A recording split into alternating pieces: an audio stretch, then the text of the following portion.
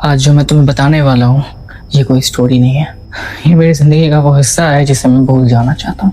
2021 की एक रात मैं अपने छोटे से फ्लैट में था, अकेला। 3 बज रहे थे और तब मुझे पता चला कि जिस इंसान से मैं सबसे ज्यादा ट्रस्ट करता हूँ वो पिछले 4 सालों में एक के बाद एक इंसान को मार रहा था और मैं उसका नेक्स्ट टारगेट था।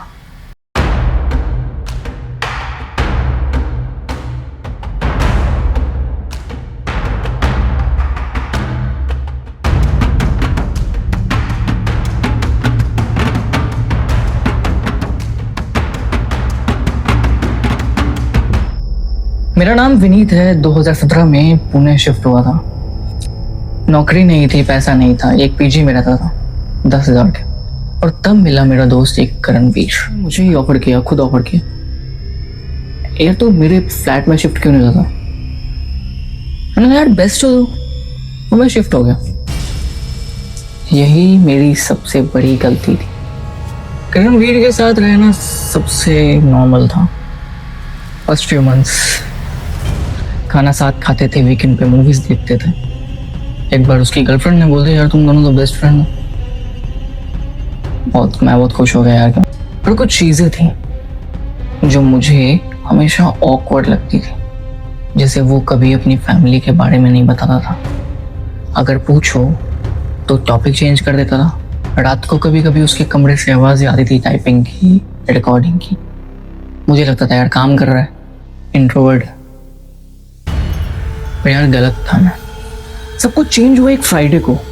मैं ऑफिस से जल्दी आ गया था, फ्लू था, फ्लैट में घुसा। करणवीर घर पे नहीं था।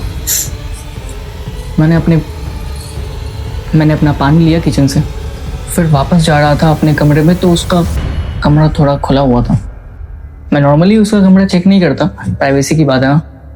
पर उस दिन मेरी नज़र एक चीज़ पे पड़ी, उसके डेस्क पे एक ओपन डायरी थी वहाँ पर। और मैं वो डायरी देखकर शॉक हो गया। उसमें एक नाम लिखा हुआ था, फिर एक नाम लिखा हुआ था, फिर एक नाम लिखा हुआ था, एक नाम के बाद एक और नाम। सारे अलग अलग कॉलम के हिसाब से लिखे हुए थे, डेट्स के साथ। और हर नाम के आगे एक टिक लगा हुआ था। मैं वहां खड़ा फ्रीज हो गया। ये क्या है, मैंने सोचा, पर मैं डर गया था पूछने से। डायरी बंद हुई, मैं वापस गया। मैंने खुद को कन्विंस किया काम की लिस्ट होगी, ये क्लाइंट्स हैं उसके। पर कुछ अंदर से आ रहा था यार ये सही नहीं है। उस रात टीवी पर न्यूज़ चल रही थी, पुणे में 3 महीने से 3 पर्सन मिसिंग केस। सब प्रोफेशनल, सब यंग थे, सब सेम एरिया के थे, कोथरूड, कारवे नगर, और हम कोथरूड में थे। मैंने करणवीर को देखा, वो टीवी देख रहा था, बिल्कुल एक्सप्रेशनलेस। स्कैरी है ना यार, मैंने पूछा। कहते हैं हाँ। कुछ रिस्पॉन्स ही नहीं था। जैसे किसी ने पूछा चाय पिएगा, हाँ। इतना नॉर्मल। एक हफ्ते बाद करणवीर 2 दिन के लिए आउट स्टेशन गया। मैं घर पे अकेला था और मुझसे रहा नहीं गया। मैं जानता हूँ ये गलत था, उसका कमरा था, पर वो डायरी, वो नेम्स, वो टेक्स्ट, कुछ था जो मुझे अंदर खींच रहा था। मैंने उसका कमरा खोला। बहुत क्लीन था, almost OCD level clean. Desk पे एक लैपटॉप था लॉक्ड, एक शेल्फ पे बुक्स थी, criminology, forensic psychology, serial killer case studies. मैंने सोचा रिसर्चर होगा, हॉबीज, नॉर्मल। तो ब्रॉड खोला मैंने। अंदर था एक प्रिंटेड लिस्ट, 11 नेम्स। सारे सर्कल में थे जो मिसिंग थे, जो न्यूज में आ रहे थे। सब क्रॉस नहीं थे, कुछ नेम्स के आगे क्वेश्चन मार्क था और एक नाम था आखिर में सर्कल किया हुआ था। पता नाम किसका था वो? मेरा नाम। हाथ कांप रहे थे, दिमाग एक एक चीज कनेक्ट कर रहा था, बुक्स, डायरी, नेम्स, लिस्ट, मेरा नाम। मैं वो दिन याद किया तब जब करणवीर ने पहली बार मुझे फ्लैट ऑफर किया था। उसने पहले मुझसे पूछा था तुम किसी के साथ यहाँ रहते हो, ये फैमिली कोई? मैंने बोल दिया था नहीं यार, अब मैं अकेला रहता हूँ, कोई नहीं जानता है।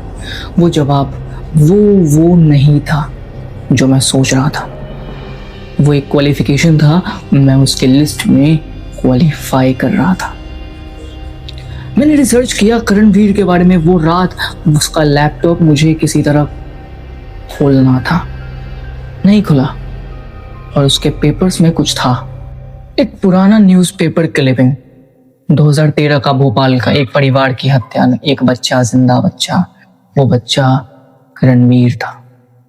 उसके पूरे फैमिली को किसी ने मारा था जब वो 11 साल का था। केस अनसॉल्व था, कोई पकड़ा नहीं गया। तब मैं समझा क्या बना दिया था उसने उसे एक दिन में। मैं वापस अपने कमरे में आ गया, ड्रॉअर बंद किया, कमरा वैसा का वैसा था। और थोड़ी देर में करणवीर वापस आ गया और उसने पूछा, अवनीत तू घर पर है? चल खाना खाते हैं साथ में। मैं अंदर से टूट रहा था और बाहर से, हाँ भाई आजा। हम साथ खाए, उसने जोक्स किए, मैंने हंसने की कोशिश की, और मैं बार बार सोच रहा था क्या यही फीलिंग थी उन लोगों को भी जो उसके लिस्ट में थी। रात 2 बजे मेरी नींद खुली। करणवीर का कमरा और लाइट ऑन थी, आवाज आ रही थी टाइपिंग। मैं पानी पीने निकला, उसके कमरे के बाहर से गुजरा। अंदर से आवाज आ रही थी, किसी से बात कर रहा था शायद। हाँ कल हो सकता है, फ्लैट पे अकेला होगा, मैं देख लूँगा। मैं वापस आ गया, दरवाज़ा लॉक किया, फ़ोन उठाया, फ्रेंड को कॉल किया रात को 2 बजे। वो उठ गया कि यार मैं कल तेरे घर आ सकता हूँ, कल प्लीज़, कल कुछ मत पूछ। उसने बोल दिया आजा। वो नींद से उठा, सवाल नहीं किया, और उस रात उस एक सवाल ना पूछने की वजह से मेरी जान बच गई। अगर तुम्हें भी स्टोरी अच्छी लगी, भाई अच्छी लगनी चाहिए क्योंकि ये मेरी स्टोरी है और ये मेरे साथ हो चुका है, तो मैं नहीं चाहता कि तुम सबके साथ हो। So like the video, subscribe this channel and bye bye.